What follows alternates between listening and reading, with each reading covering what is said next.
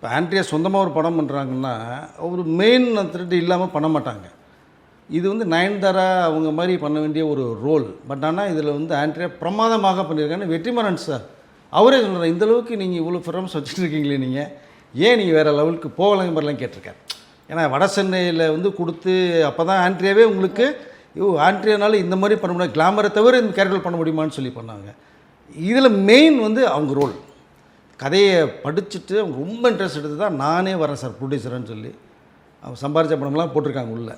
வெற்றிமாறனுடைய பணமும் உள்ளே போட்டிருக்காங்க.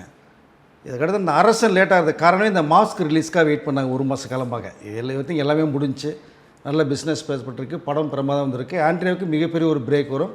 வெற்றிமாறன் இந்த கதையை கேட்டுட்டு தான் அவர் உடனே ஓகே சொன்னார். பிரமாதமாக இருக்குது, பண்ணுவோம். ஆனால் வெற்றிமாறன் அசிஸ்டண்ட் தான் பண்ணியிருக்கிறது வேறு. வெற்றிமாறனுடைய இன்புட்டும் இதில் இருக்குது படத்தில். ஒட்டுமொத்தமாக நீங்கள் இன்ட்ரெஸ்டே வந்தீங்கன்னா சேர்ந்து பண்ணுறது. பட் இது வந்து படம் சக்ஸஸ் அப்படின்னா இந்த வெற்றி எல்லாருக்குமே சரிசமமாக போகும். நல்ல கதை, நல்ல மெசேஜ் படம். இந்த மாஸ்க்கு கண்டிப்பாக இந்த மாஸ்க் டூப்ளிகேட் போட்டு இருக்காங்க இல்லையா, அவங்களோட முகத்திலலாம் இது கிழிக்கும் பாருங்கள் இந்த மாஸ்க்.